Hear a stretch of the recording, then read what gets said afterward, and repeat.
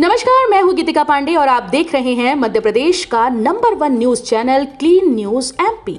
चलिए देखते हैं मध्य प्रदेश की सभी शाम तक की मुख्य खबरें फटाफट अंदाज में।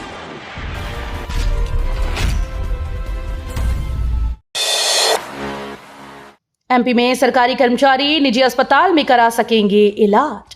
मध्य प्रदेश सरकार ने शासकीय कर्मचारियों और उनके आश्रितों के लिए इलाज को और अधिक सुलभ और रियायती बनाने की दिशा में अहम कदम उठाया। अब प्रदेश के 50 से अधिक निजी अस्पतालों को मनोनीत सूचीबद्ध अस्पताल घोषित किया गया है। यहाँ सरकारी कर्मचारी सीजीएचएस की पैकेज दरों पर उपचार ले सकेंगे। उमंग सिंघार ने सीएम डॉक्टर मोहन यादव को पत्र लिखा, ग्रीष्मकालीन मूंग की समर्थन मूल्य पर खरीदी किए जाने की मांग। मध्य प्रदेश के नेता प्रतिपक्ष उमंग सिंघार ने मुख्यमंत्री डॉक्टर मोहन यादव को एक पत्र लिखा, जिसमें उन्होंने ग्रीष्मकालीन मूंग की पैदावार करने वाले किसानों के विषय में एक मांग की। कांग्रेस नेता ने मांग की है कि इस वर्ष किसानों से समर्थन मूल्य पर मूंग की खरीदी 100% सुनिश्चित की जाए। उमंग सिंघार ने पत्र में लिखा, पिछले कुछ वर्षों की भांति मध्य प्रदेश में किसानों ने ग्रीष्मकालीन मूंग खेती में बहुत उत्साह दिखाया है। एमपी में अब संविदा कर्मी भी ले सकेंगे ट्रांसफर, 5 साल के लिए करना होगा नया एग्रीमेंट।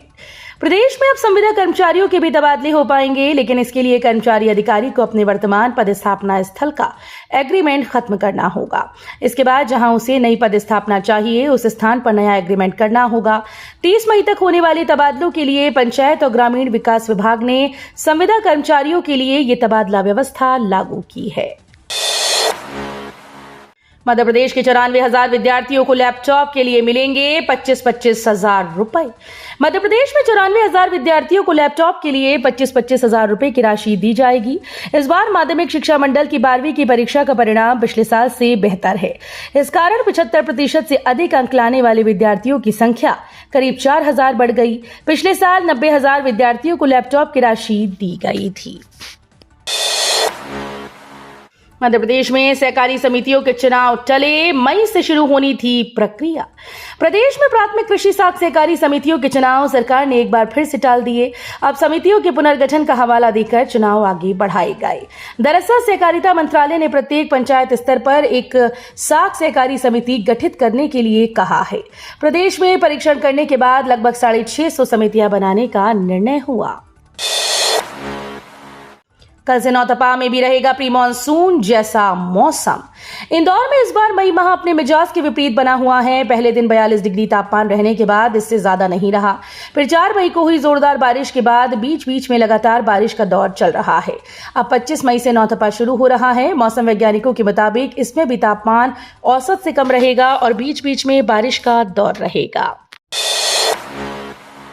राज्यपाल श्री पटेल 100 दिवसीय निक्षय शिविर अभियान में उत्कृष्ट कार्य करने वाले कर्मचारियों संस्थाओं को करेंगे सम्मानित। राज्यपाल श्री मंगूभाई पटेल बुधवार को सांदीपनी सभागार राजभवन भोपाल में आयोजित कार्यक्रम में 100 दिवसीय निक्षय शिविर अभियान में उत्कृष्ट कार्य करने वाले कर्मचारियों संस्थाओं को सम्मानित करेंगे। साथ ही प्रदेशव्यापी स्वस्थ यकृत मिशन का शुभारंभ करेंगे।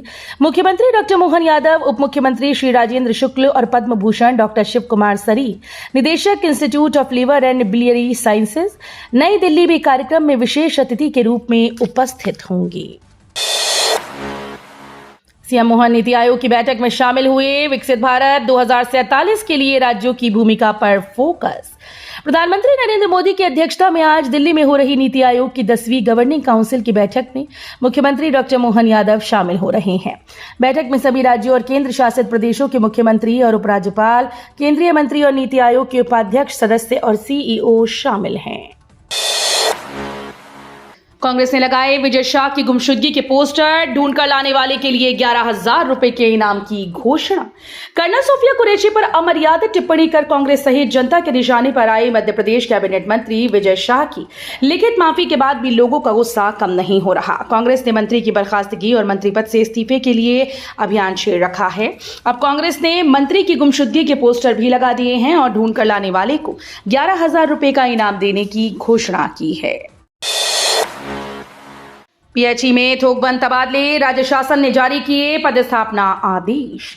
मध्य प्रदेश में तबादला एक्सप्रेस तेज रफ्तार से दौड़ रही है। तबादले करने की अंतिम तारीख 30 मई नजदीक आ रही है, इसलिए सभी विभाग लिस्ट जारी कर रहे हैं। इसी क्रम में लोक स्वास्थ्य यांत्रिकी विभाग ने तबादला सूची जारी की है। पीएचई ने अधिकारियों और कर्मचारियों के थोकबंद तबादले किए हैं। 2 अलग अलग तबादले आदेश में कुल 54 अधिकारियों और कर्मचारियों के नाम शामिल हैं। तो ये थी शाम तक की मुख्य खबरें। रोजाना ऐसे ही मध्य प्रदेश से अपडेट रहने के लिए क्लीन न्यूज एमपी को अभी सब्सक्राइब करें और वीडियो को लाइक करना बिल्कुल न भूलें। धन्यवाद।